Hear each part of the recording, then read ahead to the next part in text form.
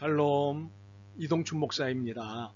오늘도 여러분의 삶이 주님의 평안으로 가득하시길 기원하며 하나님의 말씀을 나누겠습니다. 오늘 주시는 말씀은 히브리서 9장 1절에서 28절 말씀입니다. 이 말씀 중에 24절로부터 28절까지 읽도록 하겠습니다. 그리스도께서는 참것의 그림자인 손으로 만든 성소에 들어가지 아니하시고 바로 그 하늘에 들어가사 이제 우리를 위하여 하나님 앞에 나타나시고 대제사장이 해마다 다른 것의 피로써 성소에 들어가는 것 같이 자주 자기를 드리려고 아니하실지니 그리하면 그가 세상을 창조한 때부터 자주 고난을 받았어야 할 것이로되 이제 자기를 단번에 제물로 드려 죄를 없이 하시려고 세상 끝에 나타나셨느니라. 한번 죽는 것은 사람에게 정해진 것이요 그 후에는 심판이 있으리니 이와 같이 그리스도도 많은 사람의 죄를 담당하시려고 단번에 들이신 바 되셨고 구원에 이르게 하기 위하여 죄와 상관없이 자기를 바라는 자들에게 두 번째 나타내시리라. 아멘. 히브리서 9장 1절에서 28절 말씀을 본문으로 히브리서 강의 16번째 시간 그림자 놀이는 끝났다 라는 제목으로 말씀을 나누도록 하겠습니다. 우리가 지금이라는 시간에 히브리서를 공부하는 이유가 있습니다. 지금의 예수님을 알기 위해서입니다. 하나님은 모든 메시지를 지금은 예수님을 통해 알려주신다고 하셨기 때문입니다. 그렇기 때문에 예수님을 잘 알아야 하는데 이를 히브리서가 잘 소개하고 있습니다. 특히 히브리서가 소개하는 예수님은 시대와의 소통의 모델이라는 사실입니다. 이것은 매우 놀라운 사실로서 보수주의와 신앙을 한데 묶는 데 익숙한 한국교회로서는 당황스러운 일입니다. 시대와의 소통이란 변화에 대해 열어두는 태도를 의미하기 때문입니다.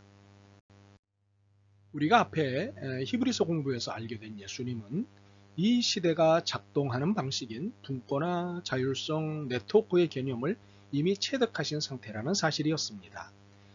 삼일체 하나님으로서 분권화, 자유의지 혹은 선택의지라는 자율성, 은사별 재능 기부라는 네트워크 개념이 예수님 안에 내재되어 있고 이를 현실화시키고 계시다는 사실이었습니다. 그래서 우리는 예수님이 보수의 아이콘으로 해석되는 것을 지극히 반대해야 합니다. 오히려 예수님은 모든 시대의 주권자요 변혁자로서 소개되어야 합니다. 오늘 본문이 이 내용을 담고 있습니다. 히브리서 기자는 오늘 본문에서 아주 냉정한 이야기를 합니다. 예수님이 오시기 전까지 모든 제사, 모든 예배 행위는 모형이었다, 그림자였다는 것입니다.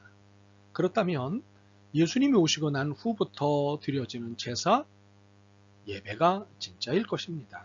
그런데 이것도 아니라고 잘라 말합니다. 7절에서 12절을 보겠습니다.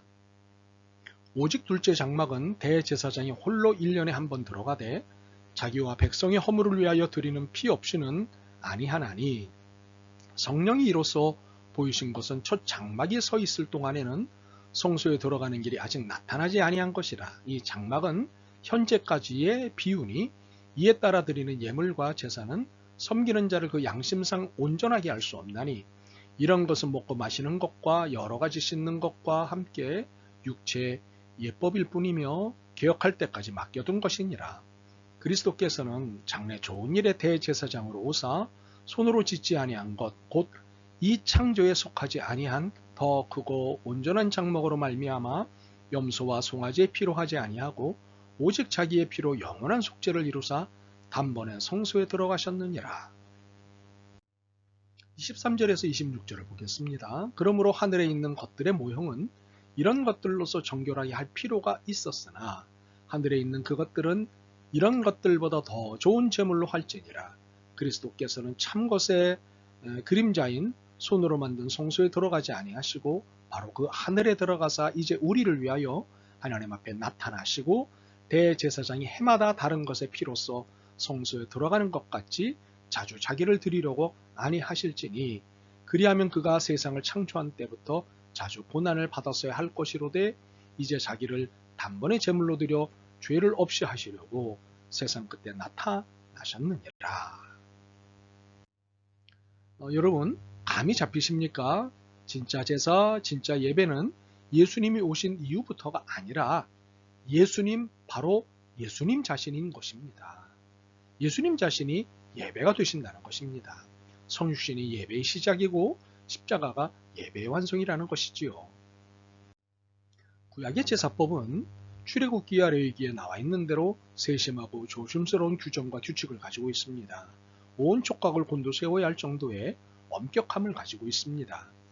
하나의 규정이라도 어기면 제사의 모든 것이 부정하게 된다는 것입니다. 참으로 이러한 엄격성이 신실함으로 이해되기에 이를 한국교회가 보수한 것입니다. 그런데 히브리서 기자는 이것을 단번에 부정해버립니다. 이 모든 제사법은 현재를 위한 비유이고 상징이고 참것의 그림자요 모형에 불과하다는 것입니다. 그러므로 구약의 제사, 구약의 예배 형식과 내용은 예수님을 기다린 것에 불과하기에 이제는 더 이상 소용이 없고 오직 예수님만이 예배의 대상이자 내용이 된다는 것을 선언한 것입니다. 그러므로 우리는 히브리서 9장에 설명하는 것에 집중해야 합니다. 그것은 예배가 예수님에게 집중될 수밖에 없는 이유에 대해서입니다. 이것은 매우 중요한 개념입니다. 12절과 26절 그리고 28절에 그 중요한 개념이 표현되어 있습니다. 무엇일까요? 단번에 라는 개념과 영원히 라는 개념입니다. 12절 보실까요? 염소와 송아지의 피로 하지 아니하고 오직 자기의 피로 영원한 속죄를 이루사 단번에 성소에 들어가셨느니라. 26절이요. 그리하면 그가 세상을 창조한 때부터 자주 고난을 받았어야 할 것이로되 이제 자기를 단번에 제물로 드려 죄를 없이 하시려고 세상 끝에 나타나셨느니라. 28절이요. 이와 같이 그리스도도 많은 사람의 죄를 담당하시려고 단번에 들이신 바 되셨고 구원에 이르게 하기 위하여 죄와 상관없이 자기를 바라는 자들에게 두 번째 나타나시리라. 구약의 제사법은 일시적이었기에 모든 속죄의 유효성은 일회적이었습니다. 그래서 매번 속죄 제사를 드릴 수밖에 없었습니다. 그래서 예배는 두려움과 엄격함, 엄숙함이 자연스러운 분위기였습니다. 결국 이것은 또 다른 율법을 낳아 이것이 진정한 예배 분위기로 정착되었고 이를 한국교회가 마땅히 여기고 있는 것입니다. 그러나 9절과 10절이 밝히듯이 구약의 제사법은 현재를 위한 비유 혹은 상징에 불과합니다. 24절의 표현대로 진짜는 단번에 그리고 영원한 속죄가 되게 하신 예수 그리스도가 참 것입니다.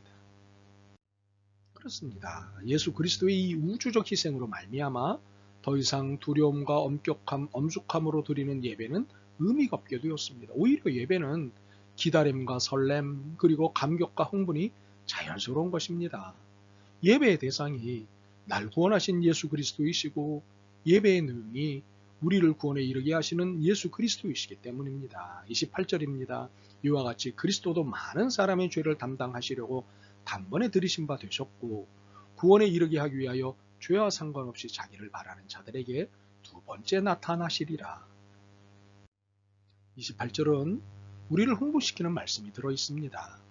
구원에 이르게 하기 위하여 죄와 상관없이 라는 말씀입니다. 죄는 단번에 해결되었기에 더 이상 이 문제로 고민할 것이 없다는 의미입니다. 죄의 문제를 해결하고 난 이후 우리의 삶은 그리스도의 재림을 기다리는 소망의 삶이라는 의미입니다. 그래서 죄와 상관없이입니다. 이렇게 그리스도께서 우리에게 당신의 몸을 내놓으셨기에 그리스도를 예배하지 않을 수 없습니다. 참으로 그리스도가 우리의 예배가 되시는 것입니다. 그러므로 옛것으로 오늘을 묶는 것은 10절을 오독하고 왜곡하는 것이지요. 이런 것은 먹고 마시는 것과 여러 가지 씻는 것과 함께 육체의 예법일 뿐이며 개혁할 때까지 맡겨둔 것이니라. 이제 우리의 시간은 개혁의 시간입니다. 보수화를 만드는 신앙이 아니라 개혁신앙입니다. 두려움과 엄숙함이 신앙적 태도가 아니라 소망함과 감격이 신앙적 태도입니다. 우리가 신앙하는 것은 예배가 아니라 예배 그 자체이신 예수 그리스도이십니다. 예수 그리스도가 참 것이기 때문이지요. 더 이상 그림자 놀이는 끝났습니다. 옛것에 매여 오늘과 소통하는 것을 막는 모든 행위는 신앙이 아니라 신념입니다. 여전히 그림자 놀이를 하고 있는 것입니다. 우리가 몸담고 있는 그리스도교는 시대와 소통하는 개혁신앙이지 보수신앙이 아닙니다. 이 시대가 한반도 그리스도인들에게 걸어오는 말은 평화입니다. 전쟁과 적대감이 아닙니다. 분단과 분열도 아닙니다. 평화입니다. 유감스럽게도 평화는 본디 그리스도교의 대주제입니다. 그리스도교는 줄곧 평화, 샬롬을 이야기해 왔습니다. 그런데 지금의 한국교회는 부끄럽게도 오히려 이 시대로부터 평화를 요청받고 있습니다. 참으로 아이러니하지요. 세상이 교회에게 평화를 이야기하자는 곳은 남북관계만이 아닙니다. 불평등이 만연해 있는 노동 현장, 세입 현장, 사회적 소수자 현장 등에 대해서입니다. 슬프게도 한국교회 현재는 평화보다는 무관심과 냉소로 이 현장들을 대하고 있습니다. 분명 그리스도를 예배하는 태도가 아닙니다. 만몬을 숭배하고 자본과 편에서 신앙 파괴를 하는 태도입니다. 그림자 놀이는 끝났습니다. 이 시대에 우리의 개혁은 평화를 만드는 것입니다. 옛것을 지키는 것이 개혁이 아니라 이 시대의 요청에 응답하는 것이 개혁입니다. 그리고 이 시대의 아픔을 치유하는 일에 선도적 역할을 하는 것이 개혁입니다. 참으로 이것이 그리스도를 따르는 삶입니다. 아멘. 주님, 엄숙주의와 보수주의에 빠져 율법적 신앙생활을 한 미련함을 긍휼히 여기시옵소서.